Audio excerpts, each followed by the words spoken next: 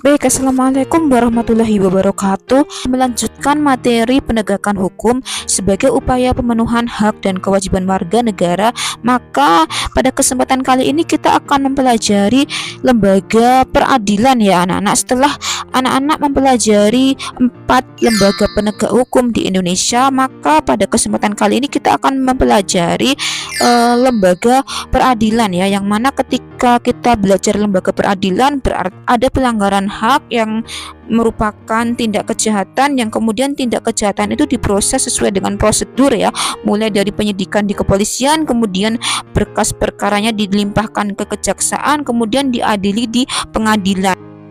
Ada 4 jenis lingkungan peradilan di Indonesia ya. Silakan anak-anak simak baik-baik penjelasan dalam video berikut ini. Lembaga peradilan itu merupakan tempat dilaksanakannya proses hukum. Jadi ketika ada pelanggaran hak atau terjadi tindak pidana atau kejahatan, maka kejahatan atau tindak pidana tersebut akan diproses, akan diadili di lembaga peradilan ya, sesuai dengan prosedurnya ya. Nah, di Indonesia itu terdapat 4 jenis lingkungan peradilan ya. Jadi peradilan dengan pengadilan itu berbeda ya anak-anak. Peradilan itu adalah proses ya anak-anak, proses hukum yang dijalankan di pengadilan. Sementara pengadilan itu adalah badan atau lembaga resmi yang melaksanakan proses peradilan atau melaksanakan proses hukum ya anak-anak. Jadi di Indonesia itu ada 4 jenis lingkungan peradilan di bawah Mahkamah Agung atau MA, penyelenggara kekuasaan kehakiman tertinggi di Indonesia. Mari kita pelajari apa saja 4 jenis lingkungan peradilan tersebut. Nah, keempat jenis lingkungan peradilan yang ada di Indonesia, yang pertama adalah peradilan umum, yang kedua adalah peradilan agama, yang ketiga peradilan militer, dan yang keempat peradilan tata usaha negara. Nah, keempat jenis lingkungan peradilan itu berbeda ya anak-anak. Perbedaan itu dapat kita lihat dari 3 hal ya anak-anak. Jadi kita akan membedakan keempat jenis peradilan yang ada di Indonesia itu berdasarkan 3 hal. Yang pertama nanti kita bedakan berdasarkan subjek yang diadili di lingkungan peradilan. Kemudian yang kedua nanti kita bedakan berdasarkan jenis perkara yang ditangani oleh masing-masing lingkungan peradilan, dan yang ketiga nanti kita bedakan berdasarkan badan atau lembaga penyelenggara peradilan tersebut. Baik, kita masuk ke pembahasan yang pertama terlebih dahulu, yaitu peradilan umum. Nah, untuk peradilan umum dilihat dari segi subjek yang diadili, maka peradilan umum ini adalah peradilan yang berwenang untuk mengadili rakyat biasa atau masyarakat pada umumnya. Dari segi subjeknya, maka peradilan umum itu akan mengadili masyarakat pada umumnya ya, atau rakyat biasa. Rakyat biasa yang melakukan kejahatan atau pelanggaran hukum. Kemudian perkara yang ditangani di lingkungan peradilan umum itu adalah perkara pidana dan perkara perdata ya. Perkara pidana itu berbeda ya anak-anak dengan perkara perdata. Kalau perkara atau hukum pidana itu mengatur hubungan antara warga negara dengan negara ya, yang diwakili oleh jaksa. Sedangkan hukum perdata itu mengatur hubungan antara warga negara dengan warga negara ya. Perkara pidana itu perkara yang menyangkut pelanggaran dan kejahatan terhadap kepentingan umum ya. Sedangkan perkara perdata itu perkara yang menyangkut kerugian ya, kerugian terhadap orang lain. Dari segi sanksi juga berbeda ya. Kalau sanksi pidana itu berupa hukuman ya, seperti hukuman penjara, denda, kurungan, hingga hukuman mati ya. Sementara sanksi perdata itu berupa ganti rugi ya. Misalnya perkara pidana itu seperti pencurian, penganiayaan, kekerasan yang menyebabkan meninggalnya seseorang, kelitih dan sebagainya ya. Sedangkan perkara perdata itu misalnya seperti jual beli yang merugikan salah satu pihak, atau hutang piutang yang tidak dibayar oleh salah satu pihak yang berutang dalam tempo yang telah ditentukan, atau perkara jual beli tanah ya dan sebagainya yang melibatkan hubungan antara warga negara dengan warga negara ya. Kemudian lingkungan peradilan umum itu diselenggarakan oleh lembaga di tingkat pertama, yaitu pengadilan negeri. Pengadilan negeri itu ada di tingkat kabupaten atau kota. Kemudian tingkat bandingnya itu diselenggarakan oleh pengadilan tinggi yang berada di wilayah provinsi, dan untuk tingkat kasasi itu dilakukan oleh MA ya, Mahkamah Agung yang berada di pusat ya. Ibu akan berikan contoh perbedaan antara pengadilan negeri, pengadilan tinggi, dan Mahkamah Agung ya.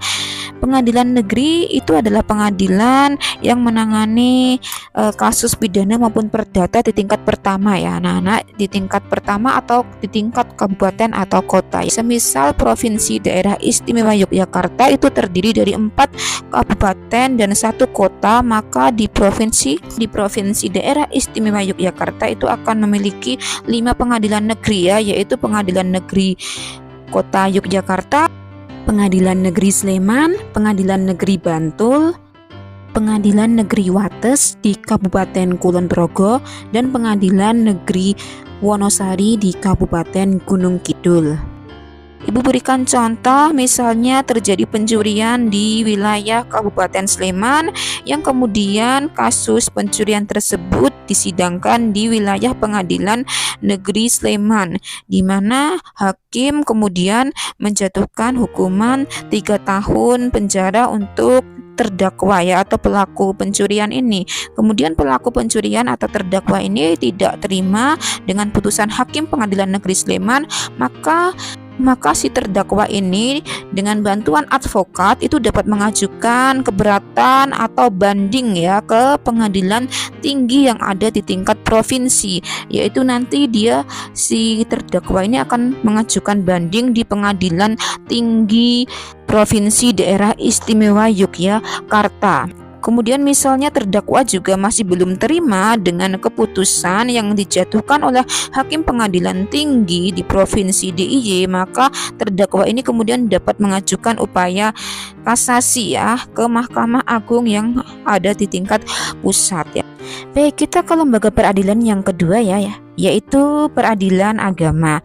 Nah, dari segi subjek yang dapat diadili di peradilan agama atau yang dapat mengajukan gugatan di peradilan agama itu adalah warga negara yang beragama Islam ya, atau umat muslim ya. Jadi peradilan agama ini khusus untuk umat muslim. Kemudian perkara yang ditangani di peradilan agama yaitu perkara perdata yang meliputi perkawinan, perceraian, waris, wasiat, dan hibah. Kemudian untuk lembaga yang berada di peradilan agama yaitu di tingkat pertama dilaksanakan oleh pengadilan agama, di tingkat kabupaten atau kota, di tingkat banding itu akan dilaksanakan oleh Pengadilan Tinggi Agama ya, yang berkedudukan di provinsi.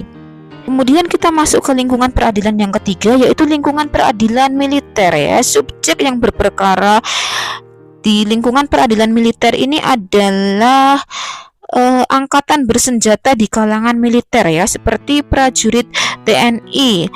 Kemudian jenis perkara yang ditangani di lingkungan peradilan militer yaitu perkara pidana yang dilakukan oleh kalangan militer atau prajurit TNI. Kemudian badan atau lembaga yang menyelenggarakan lingkungan peradilan militer yaitu ada yang pertama pengadilan militer, itu untuk mengadili prajurit yang berpangkat kapten. Kemudian ada pengadilan militer tinggi ya, untuk mengadili prajurit atau angkatan bersenjata yang berpangkat mayor. Pengadilan militer tinggi ini juga merupakan pengadilan tingkat banding ya, setelah pengadilan militer. Kemudian yang ketiga ketiga itu diselenggarakan oleh pengadilan militer utama yang merupakan pengadilan tingkat banding setelah pengadilan militer tinggi. Kemudian yang keempat itu ada pengadilan militer pertempuran ya, khusus untuk prajurit di medan pertempuran. Yang terakhir atau yang keempat, lingkungan peradilan tata usaha negara ya, atau TUN. Dilihat dari subjek yang dapat berperkara di lingkungan peradilan tata usaha negara, yaitu pejabat tata usaha negara atau pejabat administrasi negara, atau bisa juga badan hukum. Kemudian jenis perkara yang ditangani di lingkungan peradilan tata usaha negara yaitu perkara perdata ya, seperti perizinan, kepegawaian, kemudian pertanahan, tender atau pengadaan barang dan jasa, yang mana objek yang diperkarakan adalah keputusan yang dikeluarkan oleh pejabat administrasi negara atau lembaga negara. Jadi ketika ada keputusan yang dikeluarkan oleh pejabat administrasi negara atau lembaga negara yang tidak sesuai, itu bisa diajukan gugatan ke pengadilan tata usaha negara, yang mana lingkungan peradilan tata usaha negara itu diselenggarakan oleh pengadilan tata usaha negara di tingkat pertama dan pengadilan tinggi tata usaha negara pada tingkat banding ya.